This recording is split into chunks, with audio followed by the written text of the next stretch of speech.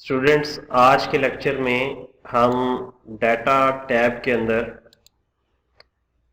What if analysis में गोल seek command को discuss करेंगे और इसकी फंक्शनैलिटीज देखेंगे कि ये प्रैक्टिकली हमें ये कमांड जो है ये कहाँ पे फ़ायदा देती है।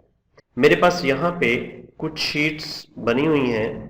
इन शीट्स को हम डिस्कस करेंगे कि गोल सीक कमांड जो है ये प्रैक्टिकल सिचुएशंस में कैसे हमारी हेल्प करेगी। देखें, यहाँ पे एक स्टूडेंट है अली ने फिजिक्स में 45 नंबर लिए हैं, केमिस्ट्री में भी उसके 45 हैं और बायोलॉजी जो है उसके नंबर अभी नहीं आए और टोटल मार्क्स उसके 90 बन रहे हैं, यानी बायोलॉजी के निकाल के। यानी यहाँ पे हमने एक फार्मूला लगाया हुआ है जिसमें ये वाला सेल और बायोलॉजी जो अभी आने वाले हैं वो हमने यहाँ पे इस फार्मूले के अंदर यूज किए हुए हैं। अब स्टूडेंट कहता है कि मैं 150 टोटल मार्क्स मैंने आने चाहिए, तो मुझे बायोलॉजी में कितने लेने पड़ेंगे कि मेरे टोटल मार्क्स जो हैं वो 150 हो जाए। यानी how much number I will get in biology if I want to be 150 total marks. तो ये है ये जो सिचुएशन है ये गोल सीक कमांड के जरिए जो है ये सिचुएशन हल हो जाएगी। अब यहां पे हम इसको करके देखते हैं। व्हाट इफ एनालिसिस को क्लिक किया और यहां पे गोल सीक कमांड को मैंने क्लिक कर दिया तो मेरे पास एक छोटा सा डायलॉग बॉक्स आ गया। उसने कहा सेट सेल, कि किस सेल को सेट करना है। हमने कहा कि टोटल मार्क्स उसको सेट करना है, कितने 150। वो कहता है 150 मेरे हो जाए। चेंज किसको करना है, बायोलॉजी को, कि बायोलॉजी में कितने आए कि मेरे ये 150 हो जाए। तो आपने यहाँ पे इसको क्लिक करना है और ये सेल सिलेक्ट करके दोबारा इसी बटन को क्लिक कर देना है। तो अब हमारी गोल्स की कमांड कंप्लीट हो गई। हमने उसको कहा कि ये जो सेट सेल R47 कि ये इसको सेट करे किस वैल्यू तक, 150 तक, कि टोटल हम चाह रहे हैं कि 150 आए और बायोलॉजी में कितने आए वो उसने चेंज करके हमें बताना है कि बायोलॉजी में इतने लोग हैं तो यहाँ पे 150 आ जाएंगे। तो जैसे ही मैं इसको ओके क्लिक करूंगा ये थोड़ी सी कैलकुलेशन के बाद उसने सेट कर दिया कि अगर आप 150 टोटल मार्क्स लेना चाह रहे हैं तो आपको बायोलॉजी में 60 लेने पड़ेंगे। तो ये थी स्टूडेंट्स एक छोटी सी एग्जाम्पल रिजल्ट शीट के हवाले से। अब हम कुछ और प्रैक्टिकल एनालिसिस देखते हैं। यहां पे मेरे पास एक शीट बनी हुई है ब्रेक इवन एनालिसिस की। ब्रेक इवन एनालिसिस ये है कि आप प्रॉफिट और लॉस जो है उसको कैलकुलेट करना चाह रहे हैं कि मैं कुछ पैसे मैंने लगाए, अब कितने पैसे मैं कमा लूं कि वो ब्रेक इवन पे आ जाए, यानी 0-0, ना प्रॉफिट हो ना लॉस हो। चलें हम इसको प्रैक्टिकली देखते हैं। देखिए आइटम्स हैं 10 आइटम्स हैं और सेल भी 10 हो गई हैं और पर आइटम प्राइस थी 5 रुपए और रेवेन्यू मुझे हुआ है 50 रुपए। यानी कि इस सेल में मैंने सेल जितनी आइटम्स हुई थी उनको 5 से ज़रब दे दिया है तो मेरे पास 50 वैल्यू आ गई। अब सेल करने पे कुछ खर्चा भी आया है, वो मेरा 60 रुपए आया है। अब उसके बाद प्रॉफिट और लॉस में मैंने जो रेवेन्यू था उसमें से सेल निकाल दी है कि 50 रुपए तो मुझे जो है वो ये सारी चीजें बेच के आए थे मेरे पास, लेकिन उसमें सेल कॉस्ट ऑफ सेल जो है, सेल पे जो खर्चा आया वो मैंने निकाल दिया तो मेरे पास जो है वो 10 रुपए मुझे लॉस आ गया इस बिजनेस में।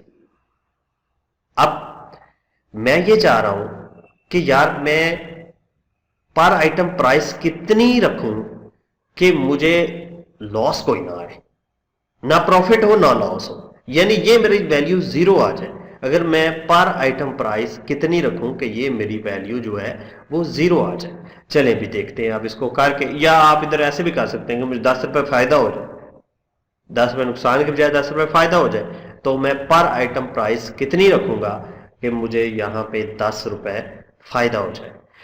How much the price if we want to get the 10 profit के 10 रुपए में प्रॉफिट चाह रहा हूं तो मैं प्राइस हर आइटम की कितनी रखूंगा कि मुझे 10 रुपए प्रॉफिट आ जाए। तो अब यही चीज जो है हम गोल सीक कमांड के जरिए जो है वो देखेंगे कि हम कितनी ये प्राइस रखें कि हमें 10 रुपए फायदा हो जाए।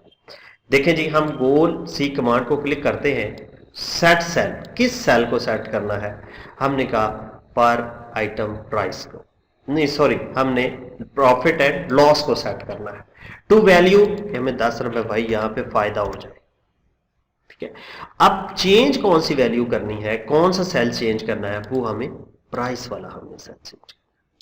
तो अब यहां पे क्लियर हो गया कि सेट सेल O64 जो है इसको सेट करना है 10 रुपए तक, यानी मनफी 10 है, ये 10 हो जाए, और प्राइस को हमने एडजस्ट करना है कि प्राइस कितनी रखें। तो हम ओके करेंगे, जैसे हम ओके करेंगे उसने कैलकुलेट करके बता दिया कि अगर आप पर आइटम प्राइस 7 रुपीज रखेंगे तो फिर आपको 10 रुपए का फायदा होगा।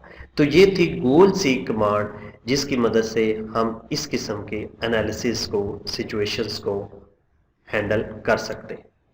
अब एक और प्रैक्टिकल एग्जांपल मैं आपको यहां पे ले जाता हूं।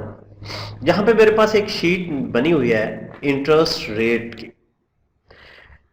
लोन अमाउंट है, यहां पे इंटरेस्ट अमाउंट है और यहां पे है परसेंटेज।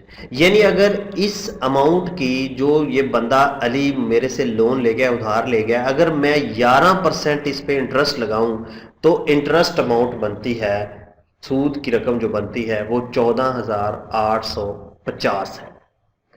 अब यहां पे